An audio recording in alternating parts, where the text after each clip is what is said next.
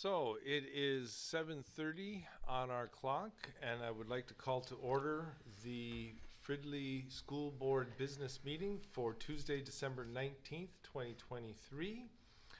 And I invite you, if you wish, to join us in the Pledge of Allegiance. I pledge allegiance to the flag of the United States of America and to the republic for which it stands, one nation, under God, indivisible, with liberty and justice for all.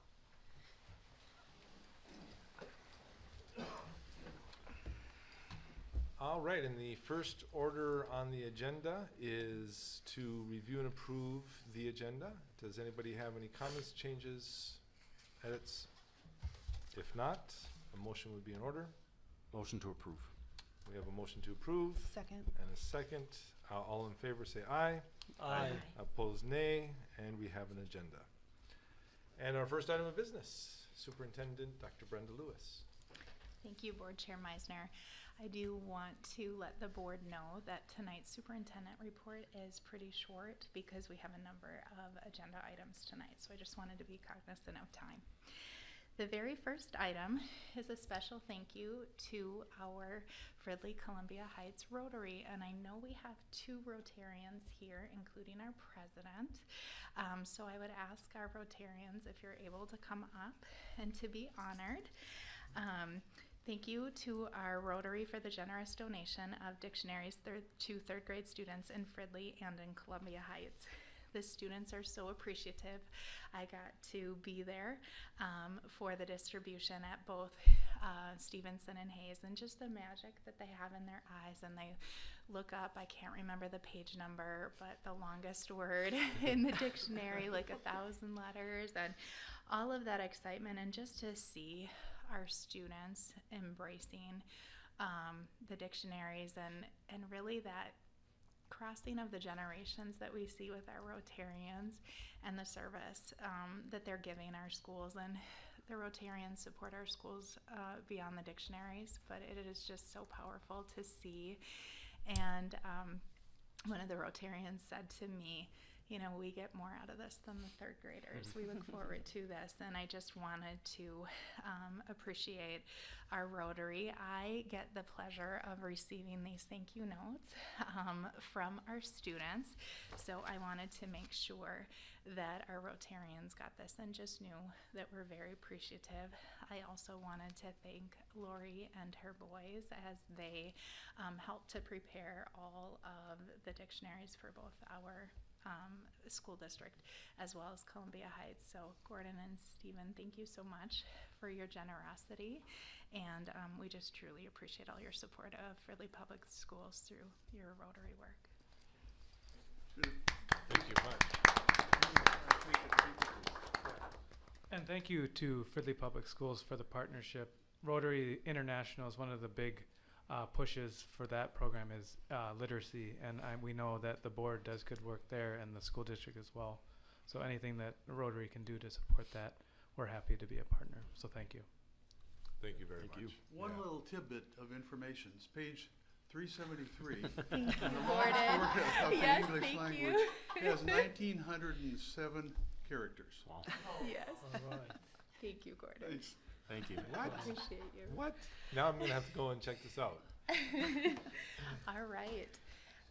Next up, it's absolutely my pleasure to recognize Dr. Abdisalam Adam. Tonight we unfortunately say goodbye to Board Director and Vice Chair Dr. Adam, who is retiring from the school board when his term expires next month. Dr. Adam has served as a member of the Fridley School Board since 2019, when he was appointed to replace another board member. Dr. Adam was elected to his seat in November of 2019. Dr. Adam was one of Minnesota's first Somali teachers and has worked for 27 years in St. Paul Public Schools as an educator, an assistant principal, and most recently as the proud principal of a new elementary magnet school in St. Paul, focused on East African culture, and you've had amazing, well-deserved press on that. Dr. Adams' deep commitment to equity and supporting students with compassion towards academic excellence has made him an important leader and role model for all of our students, not only here in Fridley, but across the metro area. We especially see Dr. Adam as a role model for our Somali and our East African students and families. Dr. Adam, truly thank you for your service to Fridley School Board and for your unwavering support of students, staff, families, community of Fridley Public Schools, and personally from me. We wish you all the best as you move on to your new adventures, and with deep gratitude, thank you. Thank you.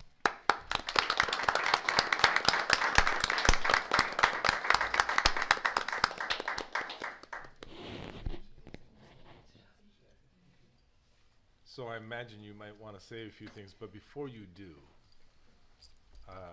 I'll use chair privilege. Since we're acknowledging you and thanking you, I will make it a point to talk about myself. What I have learned after the years I've spent doing what I do, you would kind of think that you figure things out, you gain some knowledge, you gain some wisdom. And I am humbled to say that even after these years and these experiences, I have learned from my colleague, Dr. Adam. I have learned new definitions of wisdom, of deep and patient wisdom, insightful wisdom. I've seen it in the board meetings. I've seen it around the board meetings. I've seen it in the interactions with the staff and with our board colleagues. So I say to you both professionally and personally, my friend, thank you for your service and for teaching me some things, even to this day. Thank you.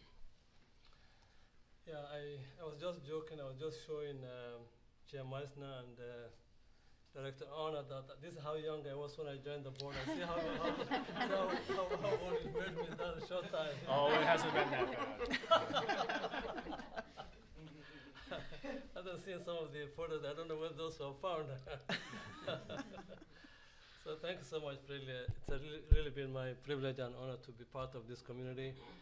I moved to Fridley in 2000, and the main reason was my children was 6 and 8 at the time, and they were attending Al-Amal, Islamic private school in Fridley, across from Totina Grace. So since then, Fridley has been home, and my son used to play, when he was in 4th grade, he used to play at Hayes, the soccer tournament and the basketball and all of those. So Fridley has really been kind to me. It's a long commute to St. Paul, but it's worth every minute of it. So it's a community that I really cherish and I really care about. And I kind of apologize that I have not been as involved as I would have liked, especially the last year when I became the principal of a new school, and just starting a whole new school was kind of took all of my time, and I just feel that I have not been as active as I should have been. I mean, really what I would have loved was more community engagement. One of my passions is to bring communities together, especially our new immigrants, the East African community, the immigrants in general. And I remember when I ran for the school board with my team members, it was just so, people were just so energized. And I think if board team remember, I think we had the largest crowd of community members, the night that I was being sworn here, at all, levels of the community. So just that excitement of representation and, community visibility. And so that's kind of some of the areas that I would just like to part with my colleagues, that we should be cognizant of that. We should embrace, our newcomers and new families. The future of Fridley, lies in multilingual. We are a global, IB school or district, and we're proud of being the only pre-K to 12th grade IB school. So in that spirit, I think we already have the whole world right here in our Fridley community. So just embracing that, cultivating that, increasing our enrollment by giving those opportunities and reaching out, and having our family voice, and different languages that we have. I think that would be the way for us to go and to really reach out. And I'm still in town. I'm just stepping out because I just can't give as much as I could have. But maybe when I retire, I'll come back to the board if, if Yes, everybody's please. still here. Then. You We'll be know, here. So I'll just say, see you next time, kind of. I'm not going to say goodbye. I mean, this is actually my home is a walking distance from here. So, I have nowhere to go. So I think we'll have more opportunities to really build our communities together. So I'm so humble. I'm so thankful for colleagues. I'm so humble. The directors, Superintendent Brandon Lewis, and so I'm here. I'm just a phone call away. If there are events or activities, please invite me. If I can, I will be happy to show up. That's the least I can do. So thank you so much, everyone, and look forward to more years of productive service for our children, our future. And thank you. I'm really grateful and humbled by this gesture of kindness and goodwill and community spirit. So thank you, everyone. Thank you.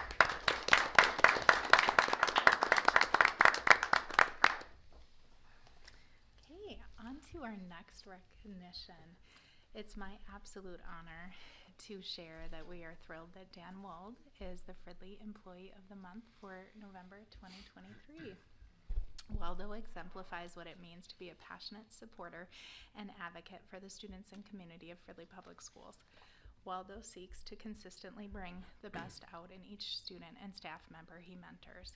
Waldo has mentored many students over his 20-plus years working in our district. Waldo is also a strong proponent of equity, access, and belonging here in Fridley, particularly within the arts. Dan seeks to build roles and new opportunities that invite a diverse group of students to participate. Waldo is also a person that seeks to invite people in to be risk takers and try something new that they have never done before. If you find yourself asking, where's Waldo? The answer most assuredly is he's in the auditorium. Thank you to Waldo to his continued dedication and passion for the arts, the auditorium, and the Fridley community. His colleague, Diane Nordine, also noted that for all these years, my students and my own children have worked with Dan Wald, auditorium and events coordinator. They all shared how Dan is always there at the auditorium to help them with any needs they might have. They have also commented on how supportive Waldo has been all these years. Personally, I would like to share how the sets and technology have improved year over year. When you think they have done their best, they surprise you again. In the next show, for the recent The Little Mermaid show during our MEA break, Waldo was there leading the tech and put in the hours and hours of labor to get the show ready.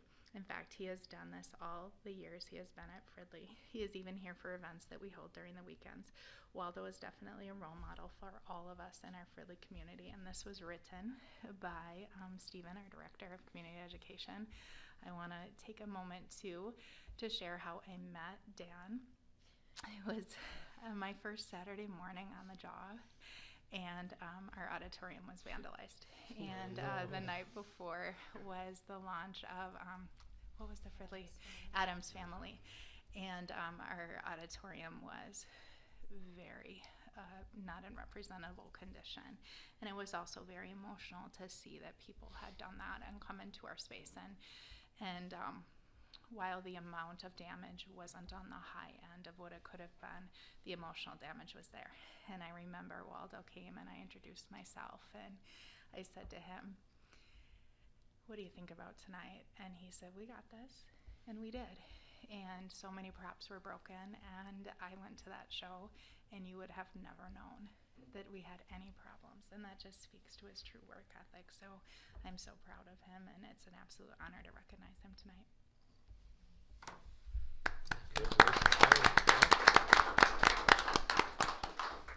Now it's my absolute delight to have Activities Director Justin Reese and our very special guest come up for an fall activities recap. Thank you. Good evening, school board members, and a special thank you to Dr. Brenda Lewis for allowing us to share our stories and what we're doing inside of Fridley Public Schools with our student athletes. I have Dale here, Bodway? Bodway, yeah. I have Dale Bodway here. The cool fact about Dale, I first met him as a freshman, and he wrote a story in the Star Tribune about Maya Carson at the time was an 8th grader. That was our kicker on the football team that had success in 2020. And so then Dale later on joined the football team years after. and so now he's a senior. So it's been a long time to get to know each other. But just a quick recap, we had 8 high school sports that we had 192 athletes participate in. And in order for us to promote and get more student involvement inside our activities, we try to redo our weight room, in which we did that. And so over the summer, we provided our weight room to be free for all high school students to promote fitness and health, to get involved in. We had so many students come in, not only just help out to set up, but participate. We had our highest participation rate than we had in the last 5 years. And we see that now to this day where we have morning session where students come in before school. And these are students that not in sports, that just want to work out now. So it's benefiting all of our students inside of the high school. So that's one thing we just wanted to point out, that we had 20 yards of turf put in. We had new squat racks that have our branding. I know Brenda like our branding. So we got our Fridley branding going across the F on the turf. You see the tiger head on the back wall. And then we all have all our doors door wrapped with our tiger logo. Nice. So I invite you all to come check it out sometime. In the process of those 192 athletes participating, we had 20 seniors that received the Academic All-Conference Award. So that's all those seniors had a 3.4 GPA or higher, which is saying a lot about what we're trying to do and build the model of what a true minimum student athlete is. Inside that, we have multiple students involved in all of our sports that were all district and all conference honors. And we had one particular football player that actually made it to the All-Star game, which is very phenomenal. To be invited to that game, you have to have like a Division I scholarship or top tier in the state. And he was able to have that. But in addition to all those, and what's most importantly, what I'm going to pass it on eventually to Dale to talk about, is how we try to build student leadership inside of our school. And so one thing that we started 2 years ago with Dr. Cochran at the middle school is bring our 8th graders over to the high school during homecoming events so they can see what a pep fest is like, get that school feel right away, high school feel right away, so they don't feel like they're little fish in a big pond. They know how to fit in. And so we, inside our programs, we try to build youth nights. We have a big sister, big brother programs that we try to get everyone involved in. And then most importantly, this year for the homecoming game, we had our middle school choir come in and sing it. So we want to get that whole feel, they say Fridley is a small town. We want to get everyone involved inside our high school.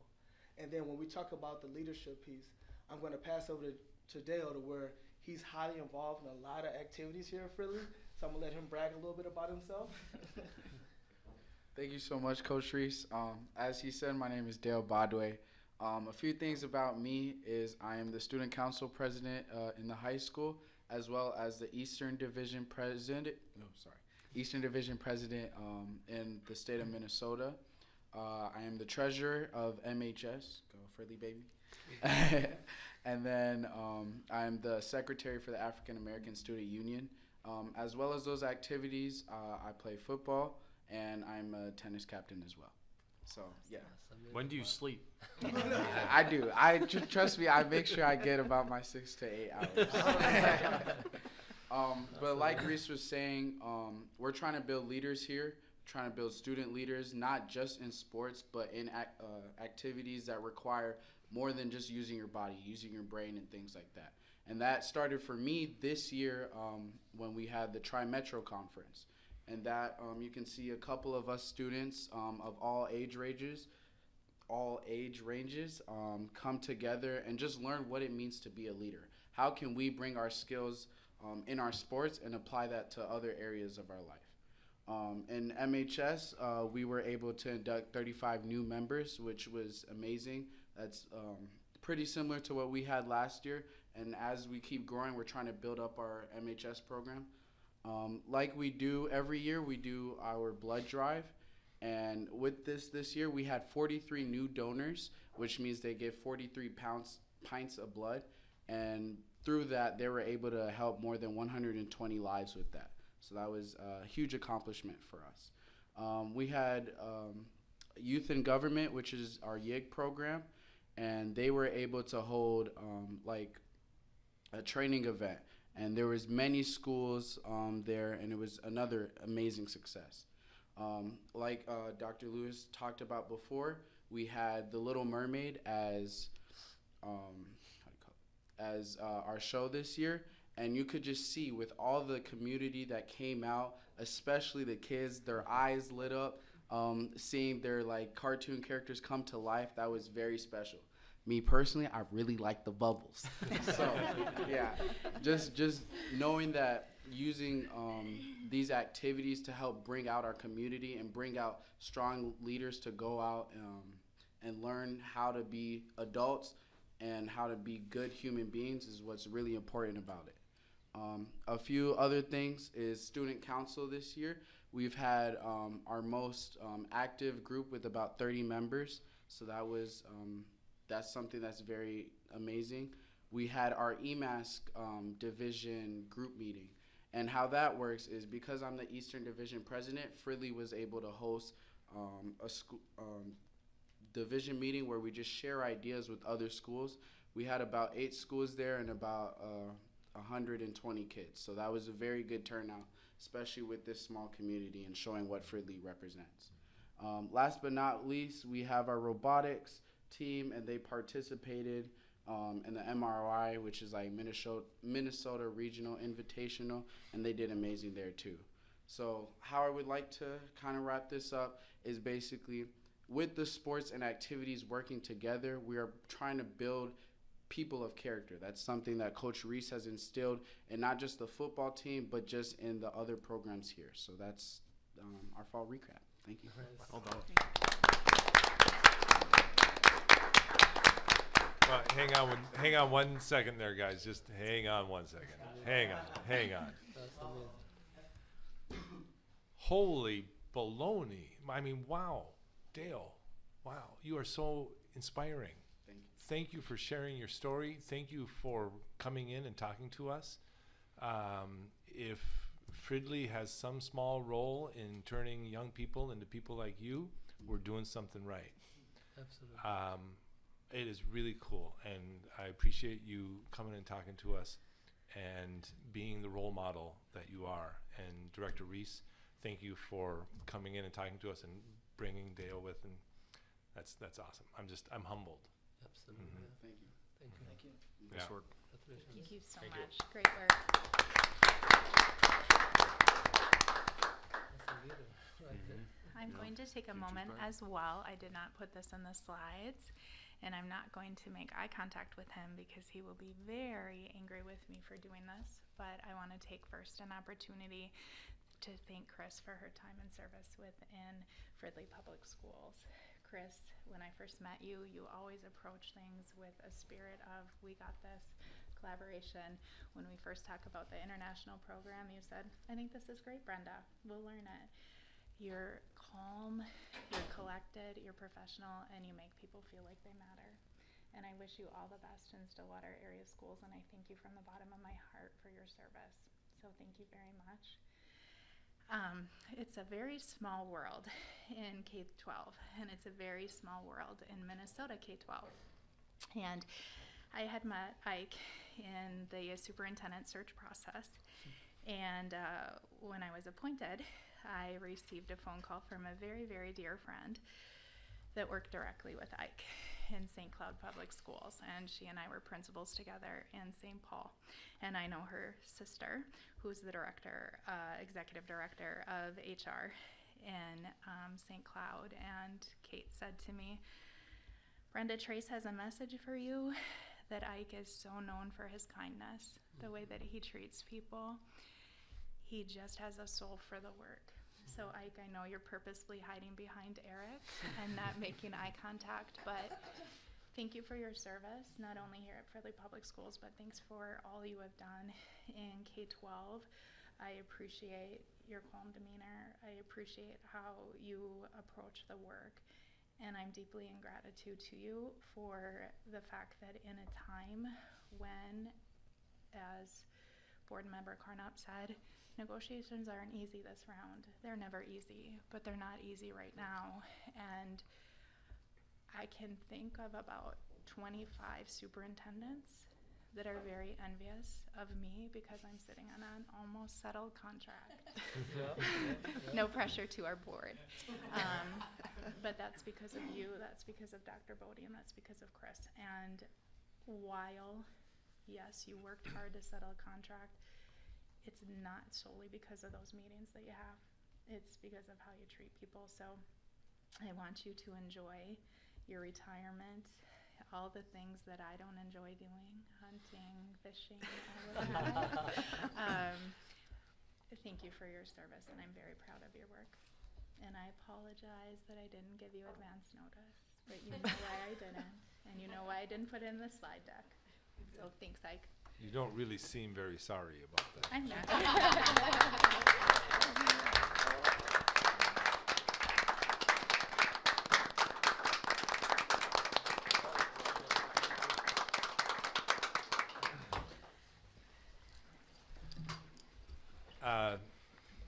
On behalf of the board, we've all dealt with Ike for a long time, and with Chris. And I've been known to say some very nice and sincere things about Ike, and I've meant every word of it. I've also said some sassy things about Ike, and I meant most of those as well. It's humbling to work with people like Ike. It's humbling to have two people leaving our fold that have taught me so much. And I thank you for that, Ike. And obviously you know how I feel about all the work you've done for the district. All I can say is thank you.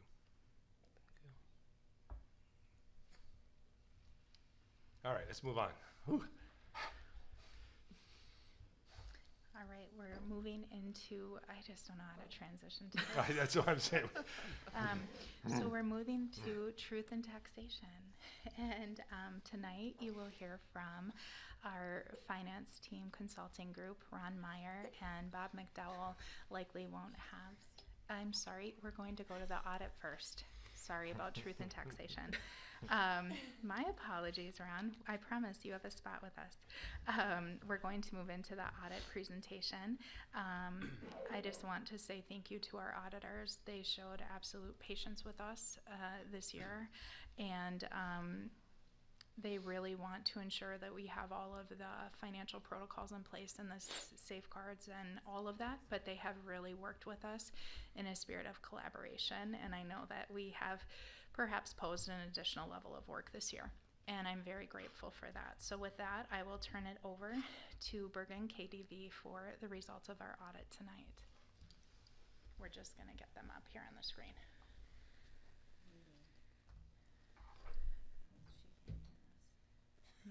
She cannot hear us. Can we hear her? Okay. We may troubleshoot this and move to truth and taxation. What do you think?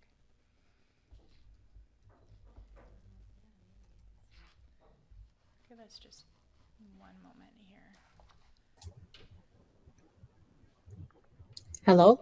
Okay, yes, here we we go. can hear you. Progress. Can you hear us? Hello? Testing 1, 2. No. Okay. Our apologies here.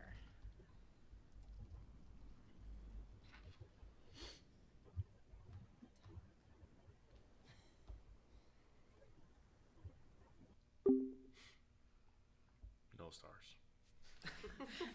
Janelle,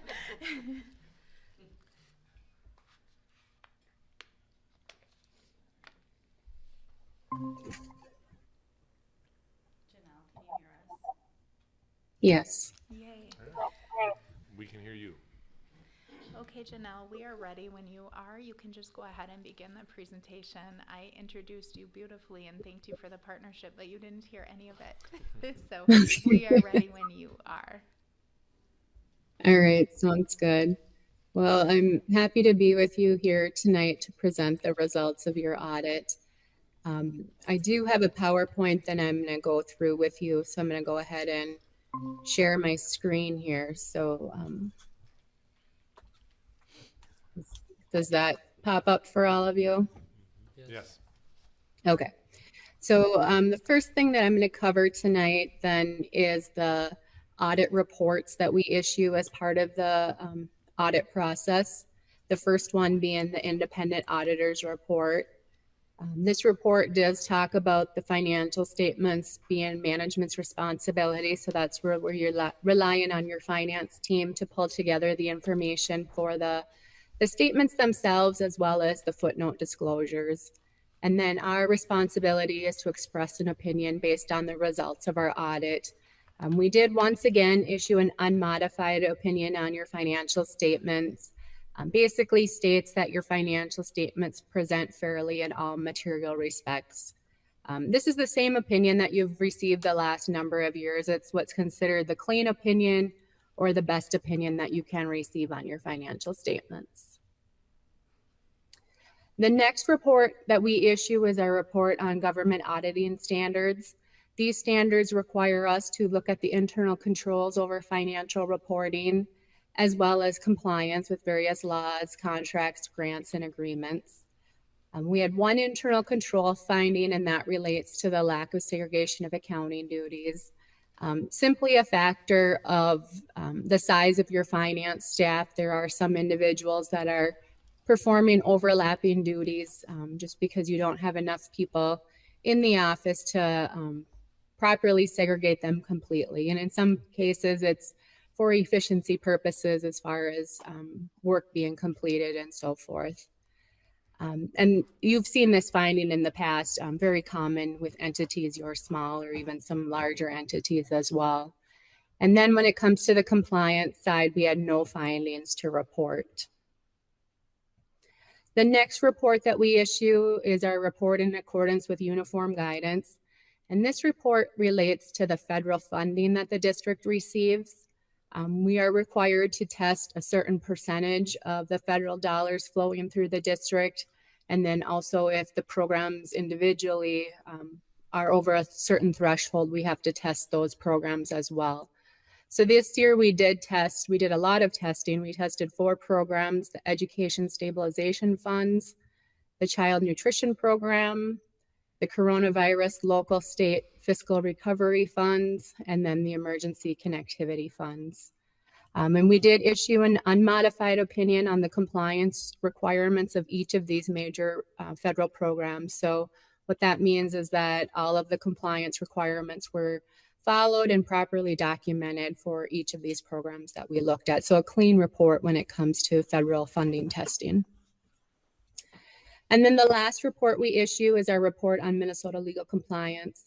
The state auditor's office gives us a list of state statutes to test compliance with each year, and we had no instances of non-compliance. So another clean report issued for the district. So really nice job when it comes to compliance with all those different areas. And then next I'm going to move into some charts and graphs that show kind of some trend information for the last 5 years. The first table here is the general education aid formula allowance. We like to show this because such a large component of your revenues, the general education aids, are based on this formula allowance. So it kind of shows where that number has been for the last 8 years, and then the current year and next fiscal year are presented here. And then following that, we've got some student numbers that we also like to show. The first table here is your resident ADM numbers. Because about 69% of your total general fund revenues are state revenues, and a large portion of those are based on your student populations. We like to include these numbers in our trend analysis as well. So this first table here, like I said, is your resident ADM numbers. For 2023, you did have a decrease, about 5.77 ADM, or about 0.23%. The next graph here charts out the same information, just in a different format. So the 2023 number is very consistent to where you were back in 2019. You did have some dips in 20 and 21, and then you saw some increases in 2022 that brought those resident numbers kind of back to where they were in 2019. Following that, we have the pupil unit numbers, weighting factors.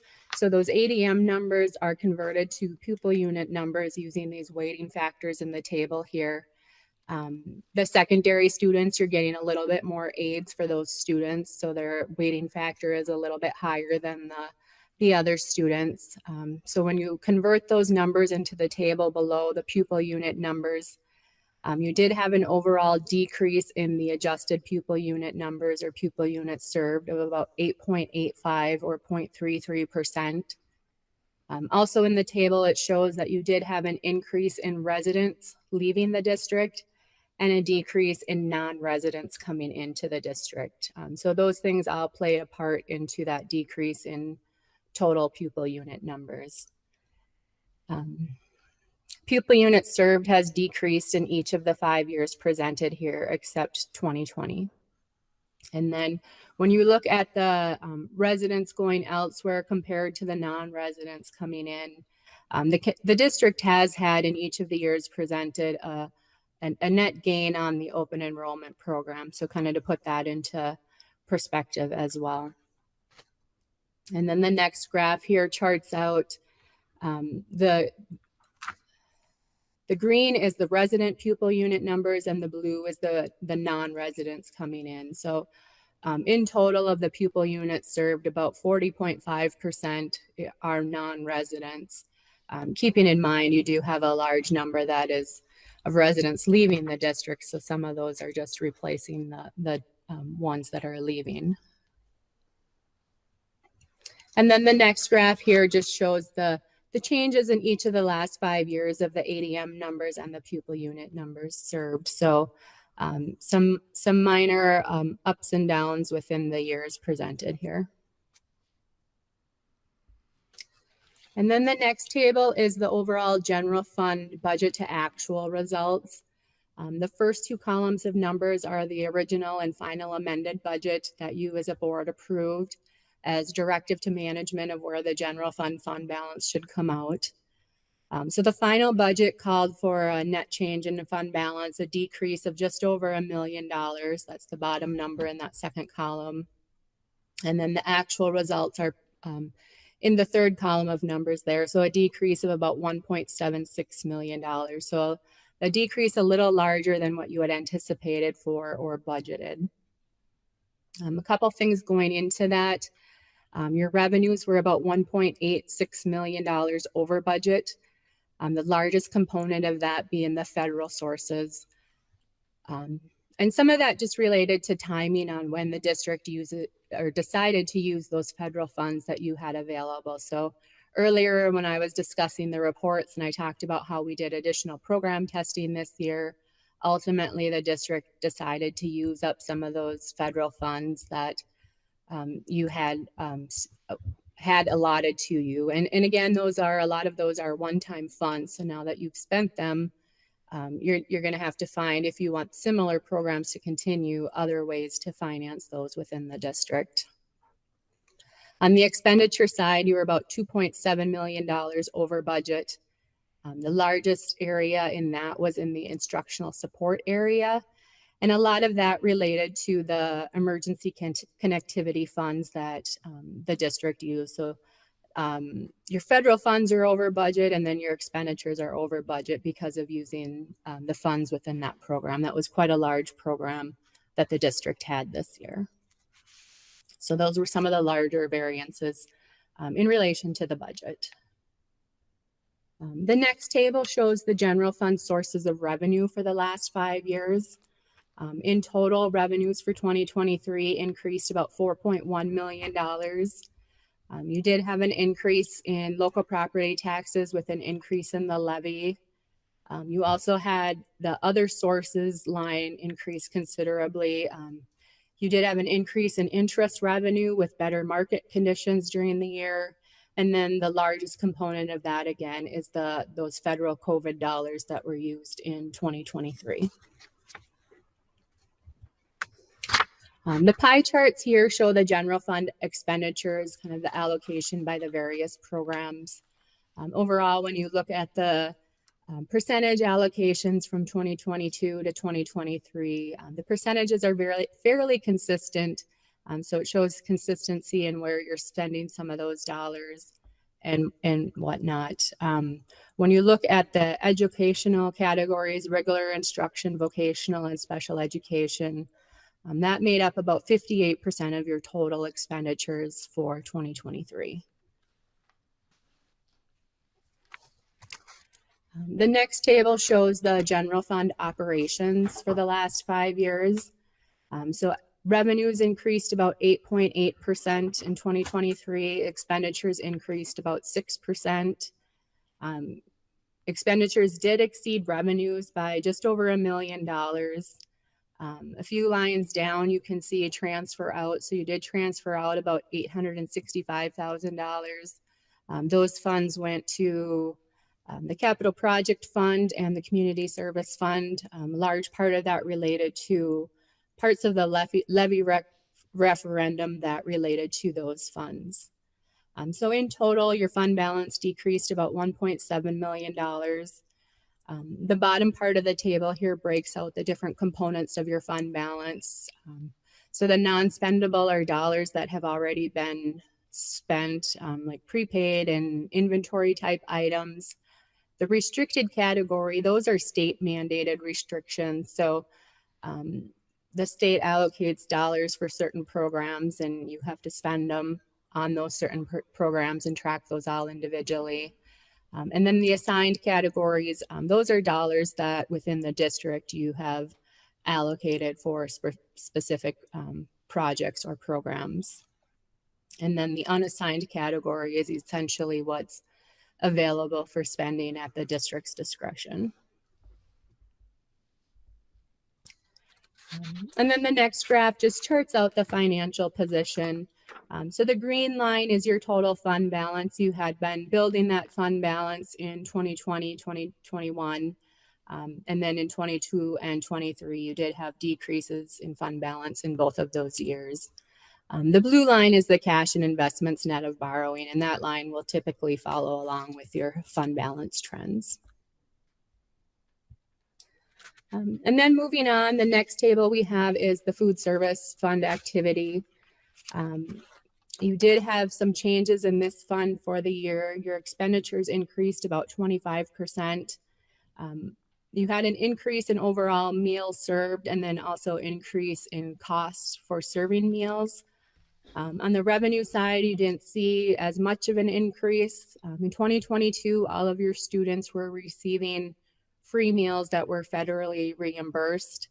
And then in 23, they had to go back to the application process. So some students were still free, some were on reduced meals, and then some were full pay. But the overall results of the changing in that, like many of our districts, they saw a decrease in their revenues because of the federal reimbursements that they were receiving in the prior year. Overall, expenditures exceeded revenues by just about $97,000. So an overall decrease in your fund balance. Still a fairly healthy fund balance that you have within the food service fund.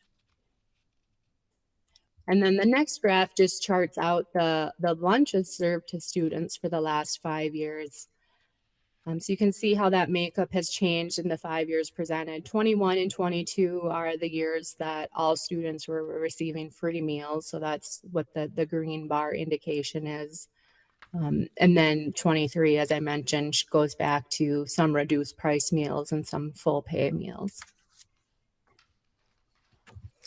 And then the last table I have for you is the Community Service Fund. This fund did see an increase in revenues of about $178,000 or 7.8%. A large part of that related to an increase in program participation and then also increases in rates for some of the programs. Your expenditures only increased about 1% overall. Expenditures did exceed revenues by about $270,000, so an overall decrease in fund balance. You can see there the $134,000 other financing source, that's the transfer in from the general fund. So at the end of the year, your fund balance was a deficit of $456,000. So that's the third year that this program had a deficit fund balance. The bottom part of the table breaks out the different components of your fund balance. So the overall community education program is what's driving that deficit. Part of the start of that back in 21 was effects of COVID and programs not running or generating revenues, and it's kind of gone downhill the last couple of years. So we do recommend that the district be aware of that and kind of work some solutions to get that program to back operating in a positive sense in that direction. And I know this year there was some significant rate increases.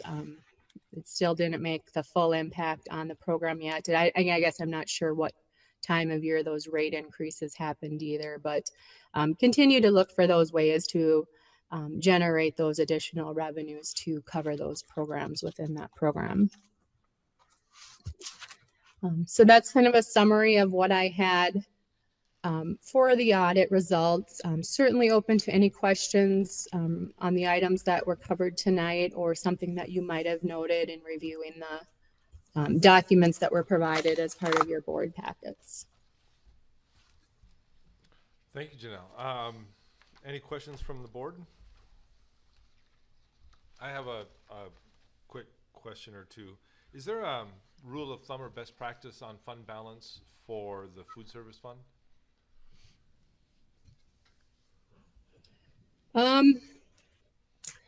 They used to say, I can't remember what it was, 3 or 4 months of operating expenditures. I know that's changed considerably the last couple years with those federal reimbursements. A lot of districts were seeing some significant changes in the program. Like 2022, you guys had a significant increase, $365,000. So those federal reimbursements really helped you last year. It's hard to say, now that the state's going to be providing those free meals going forward, what those reimbursement rates are going to look like in comparison to what your costs are going to actually be. So that could, they've kind of let the recommendation slide just because we've been in kind of flux with these, just so many changes happening in the last couple of years. So I feel like they're going to wait a couple of years until, a couple of years after the state reimbursements to kind of see where some of these funds are coming out before they make a new recommendation. Yeah. Okay, that makes sense. Other questions from board members? Thank you. Okay, thank you so much. Thank you, Janelle.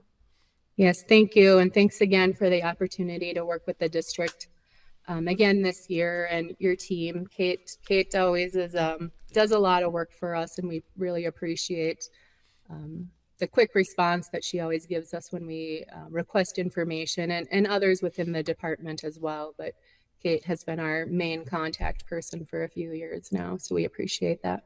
And we understand that you put in, and your team put in a lot of effort as well this year, so we appreciate that very much. Thank you. Okay, All right.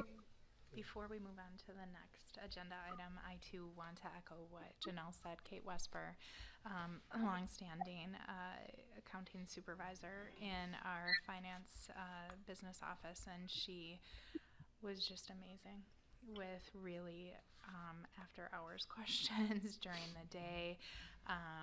Also just over and above with the work as we transition temporarily with our work with CISO. So I just wanted to really honor her work as well. And with that, we will move on to the truth and taxation presentation for real this time, Ron. Sorry about that.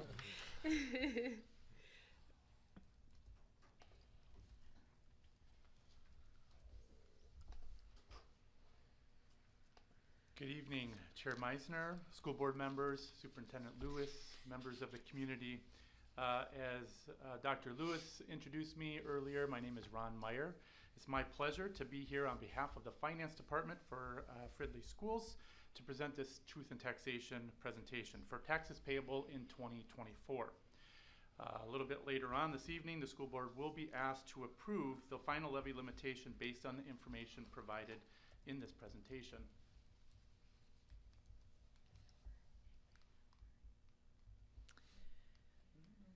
There we go. I'm not sure. Nope, it's still into it.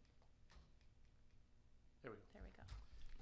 State statute requires that the school board certify the preliminary levy limitation by September 30th of each year, which the school board did at their school board meeting in September. The purpose of that approval was to provide information to the county auditor so that proposed tax statements could be prepared and mailed out to all taxpayers in the district in November. Before approval of the final levy certification that will take place this evening, a hearing needs to take place between November 25th and December 28th of each year. And there's very specific rules and content requirements for this hearing. Specifically, state law requires a presentation of the current year's budget, proposed property tax levy, including the percentage of increase, specific purposes and reasons for which the taxes are being increased, and then the district must also allow for public comment. So in order to accomplish the state requirements, this hearing agenda will include background information on school funding and local levies, the district's 2024 budget, followed by information on the district's proposed tax levy for taxes payable in 2024. And then at the end of the presentation, the public will have the opportunity to provide comments. The Minnesota State Constitution includes the duty of the legislature to establish a system of public schools. The local property tax levy is just one of the mechanisms that the state legislature uses to fund public education in Minnesota. And as a result, public school funding is highly regulated, and revenue formulas, tax policy, and the tax levy process are established through state law. It's important to note that while schools can levy under what is authorized by state law, they cannot levy for any more than what the legislature gives them authority to do. A key point about the tax levy is that increases or decreases in the local levy do not necessarily translate into changes in the school district's budget. State-determined formulas and voter approval create limits for the tax levy. Some increases are offset by reductions in state aid, and expenditure budgets are limited and established through separate processes. Thus, an increase in school taxes does not always correlate to an increase in the school district's expenditure budget. While taxpayers will see on their tax statements the levied amounts for cities, counties, and school districts, the budget cycles for those entities are not the same. As you can see here on the right side of this slide, the city and the county budget in the same year that they levy taxes, whereas the school district that approved tax levies in December, as we're doing tonight, are utilizing that revenue for their next fiscal year, which you see on the left side of the screen.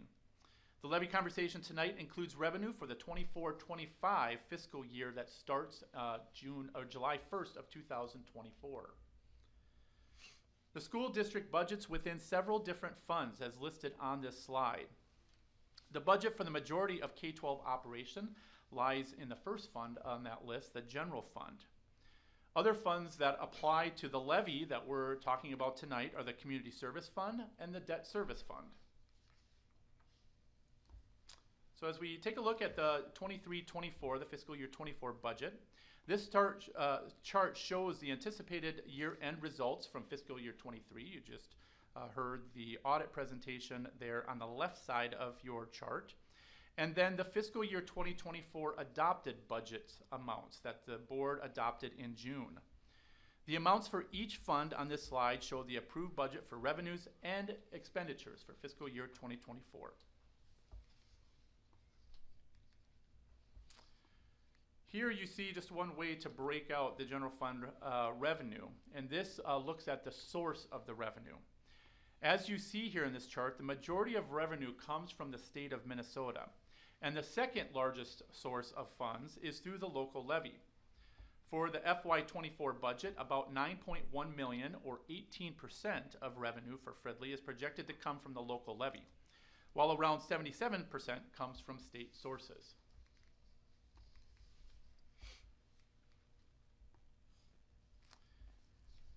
If we look at expenditure, this chart breaks down expenditure budgets for the general fund by object category.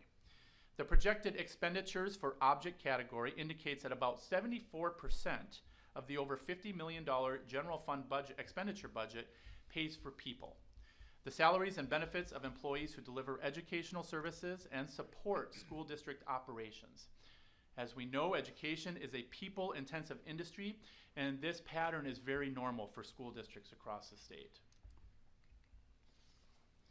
We will now move on from the budget to discuss the proposed tax levy for taxes payable in 2024. This is a sample of what property tax statements may look like that went out to taxpayers in the school district. School districts are just one of the taxing jurisdictions, as I mentioned earlier. It also includes counties and cities and other special tax jurisdictions. They also contain the time and the place of public meetings, such as this Truth in Taxation hearing for the school district this evening. Finally, the statements also break out areas of the levy that are either voter approved or non-voter approved, or other local levies for school districts. Each school district may levy taxes in over 40 different categories. The levy limits, or the maximum amount a school district can levy, again set by the state legislature, for each category are set by either state law or by voter approval. The Minnesota Department of Education calculates detailed levy limits for each public school district. These limits were reviewed with the school board when the preliminary levy was presented to the board in September. This is a schedule of the events that establish the payable 2024 tax levy. Tonight we are holding this public hearing, and the board is scheduled to take action on the levy later this evening. Those two items are in the right side of this slide.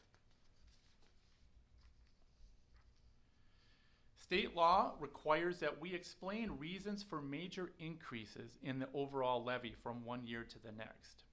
The total proposed tax levy for taxes payable in 2024 is increasing by 4.8%, or $602,856 over 2023.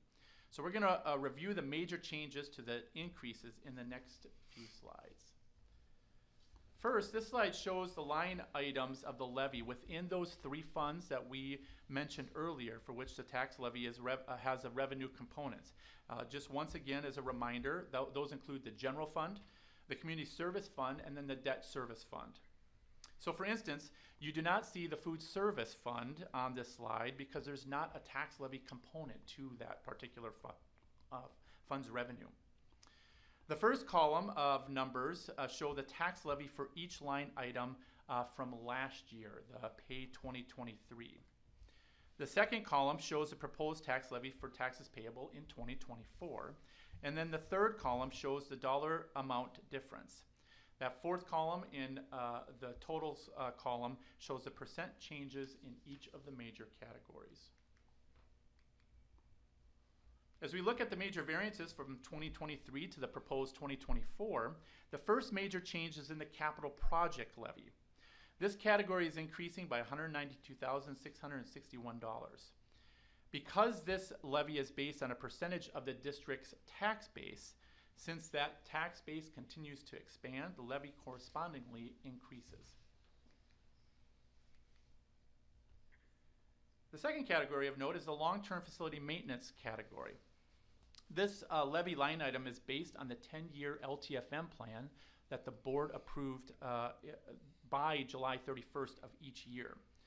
The revenue for this program is a combination of levy and state aid, and the levy increase is based on state-approved projects as well as the timing of projects between one fiscal year to the next. As you know, a lot of the construction projects happen during the summer, and because that bridge is over 2 fiscal years, you sometimes see those variances from one year to the next in the levy.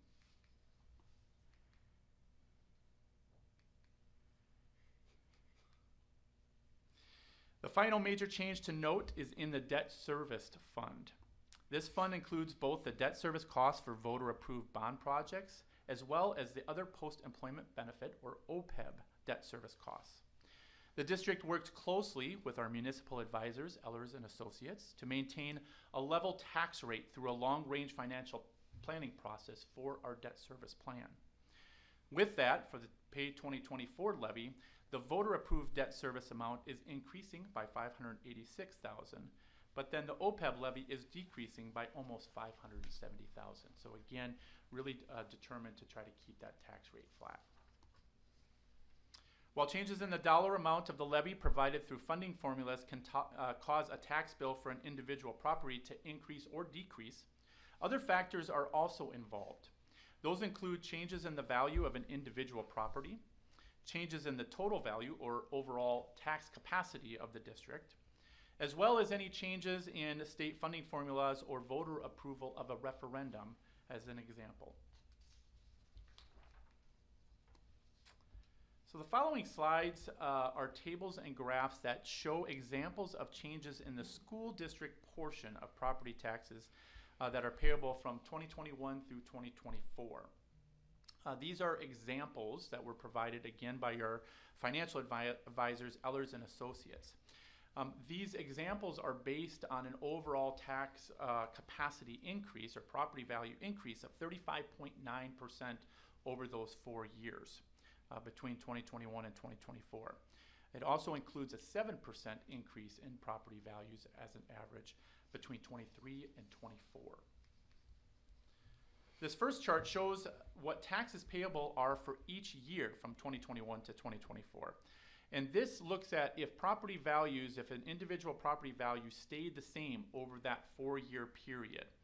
As you can see, if a property's assessed value stayed the same through those 4 years, whether residential, commercial, industrial, or apartment properties, the taxes payable would decrease over the 4 years in each of those categories. The next 2 slides highlight specific property values from the previous slide. Again, you can see while taxes are increasing slightly from 2023, they are actually lower than 2021. For a $250,000 residential property, taxes are $256 lower than 2021. And for a $350,000 residential property, it is $369 lower. Keep in mind, again, this is assuming that the taxes on this property or the assessed value stayed the same over the 4-year period. Looking as well for the commercial, industrial, and apartment properties in the district, while there is a slight increase in taxes, again, from 23 to 24, as we look at an example of a $1 million commercial industrial property tax, would decrease by $1,309 for a property, $1 million property. And for an apartment $1 million valuation, property taxes would decrease by $1,246, again, in that 4-year period, assuming that the assessed value stayed the same over those 4 years.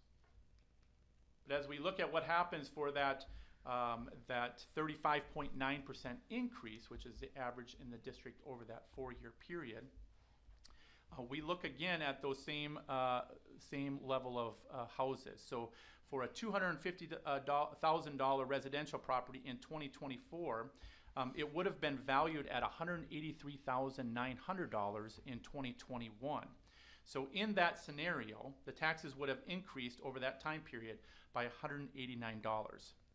For a $350,000 residential property in 2024, the 2021 value would have been $257,460, and the increase of taxes for that individual property would have been $253 from 2021 to 2024. Again, continuing the same example with a $1 million commercial industrial property in 2024, the assessed value in 2021 would have been $735,600, and the tax increase over that 4 years would be $793. And on the right, a $1 million apartment property would have increased by $720 over that time period. So there are a few programs available for property owners to give some tax relief. The first is a homestead credit refund. This is a refund program based on income and the total property taxes for an individual property owner. More information on this program can be found at the revenue.state.mn.us website. Another program is the Minnesota Special Property Tax Refund. This program does not have any income limits, and it can refund 60% of the amount by which the tax is greater, the increased tax is greater of 12% or $100 from one year to the next, to a maximum of $1,000.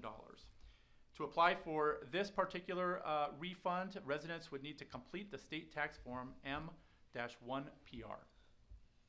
The Senior Citizen Property Tax Deferral Program allows property taxpayers who are 65 years or older and whose total household income is $96,000 or less to defer a portion of their homestead property taxes until some later time. It allows senior citizens whose property taxes are high relative to their incomes, but who wish to stay in their homes, an option for paying their property taxes. An important piece to this plan is that the taxes are deferred, and the taxes plus interest must be paid when the home is either sold or the homeowner passes away. Applications for this program are available on the county auditor's website or the county auditor's office, or may be obtained through the Department of Revenue's website that I mentioned earlier. So the final steps in the levy process for Pay 2024 is, in just a moment, for the board to accept any public comment related to the proposed levy. And then later on this evening, the staff recommendation will be offered to approve the levy at the amount that was indicated throughout this presentation.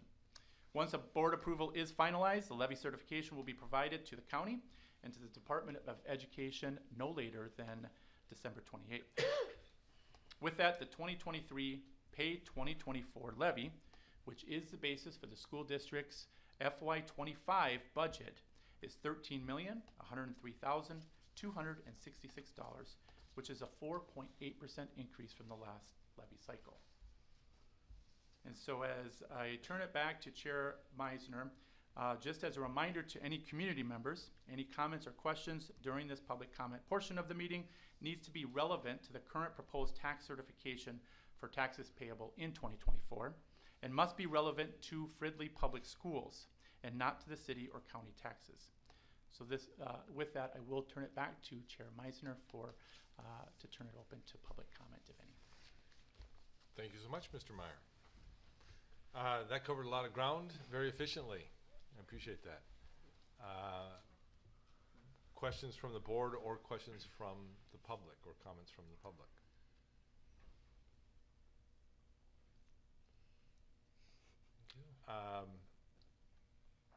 I just have one just very general broad question.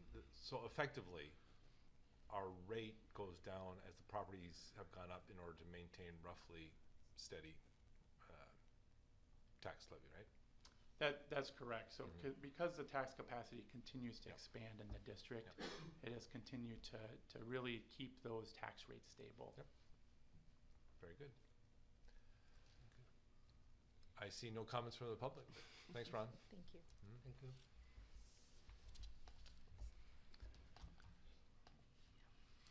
I think we're on to our next items then, right? Business action. Yes? Yep.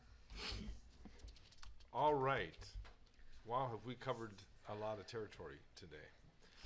But our next item of business for the board now are some action items to approve the audit and the tax levy and a few other things. So item E1 is the approval of the 2022-2023 audit report as was presented by Janelle. If there's any discussion on that? Motion to approve. There's a motion to approve promptly. Second. And a prompt second. Thank you both. Hearing no further discussion. All in favor of accepting the audit, say aye. Aye. All will approve nay. That passes unanimously. Our next item is to accept the certification of the tax levy for the Pay in 24 levy as just presented. Is there any question or discussion on that? If not, a motion would be appropriate. Motion to approve. And there's a motion Second. and a second. With no further discussion, all in favor of the certification of the final levy, say aye. Aye. All opposed, nay. And that passes. Our third item, a little bit different, but related to earlier conversations, the approval of the 2023 to 2025 Fridley Education Association Master Agreement. And Is there some commentary from Mr. Isaacson, or is this his name on there?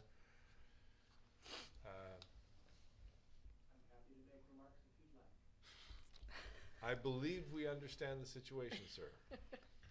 Unless there are questions or comments from the board. Hearing none, I believe we can move directly into the approval of the FEA master agreement. Is there a motion? Motion to approve the FEA master agreement for. Second. We have a motion and a second. With no further discussion, all in favor of the FEA master agreement say aye. Aye. All opposed, nay. We have a passed we have a passed master agreement. Thank you. Once again, there's been a lot of thank yous going around, but thank you once again for the successful conclusion of that. Our last item of business is the consent agenda, or not last, I'm sorry, our next item of business is the consent agenda. To approve the consent agenda, this meeting's agenda includes minutes of the work session and business meeting held on November 21st, 2023, the monthly financial reports, new contracts, amendments, leaves of absence, resignations, retirements, and changes to the 2024-2025 school year calendar. If there's no discussion about the consent agenda, and if we're willing to allow our esteemed colleague to retire, which I did look into the laws to see if that could be somehow negated. Unfortunately, that was not possible. Motion to accept the consent agenda. Thank you for a motion Second. and a second. With no further discussion on the consent agenda, all in favor of accepting the consent agenda say aye. Aye. Aye. All opposed, nay. That passes. That passes. Okay. The final item is important future school board dates. The first item is not on the screen, but that's all right. The IB Diploma Celebration and Silver Platter Breakfast is December 20th at 7:30 a.m.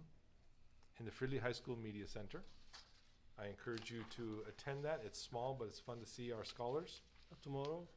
That's tomorrow. That is tomorrow morning at 7:30 a.m. The Robert Louis Stevenson PTO meeting is December 20th, also tomorrow at 5:30 p.m. at Stevenson. We have no school for the winter break from December 22nd through January 1st inclusive. The Fridley School Board work session will next be on January 2nd at 5:30 p.m. here in the Fridley Community Center. Our next free family movie night is Spider-Man Across the Spider-Verse. I'm going to pretend I know what that means. That's January 5th at 7 p.m. in the District Auditorium in the high school. Fridley High School's Snow Week is January 8 to 12, 2024. And that's taking place, of course, at the high school. There is no school for Martin Luther King Jr. holiday on January 15th. And the next Fridley Public School Board business meeting is January 16th with the usual start of the work session at 5:30, the public address forum at 7 p.m., and this business meeting at 7:30 p.m. here in the community center as usual. That concludes our business, and unless there's something else, Motion to adjourn. our motion maker rises to the challenge one more time. Thank you, sir. Second. And a second to adjourn the meeting at 8:43 p.m. All in favor of adjourning, say aye. Aye. We are adjourned. Thank you, everyone. Wish you all the best.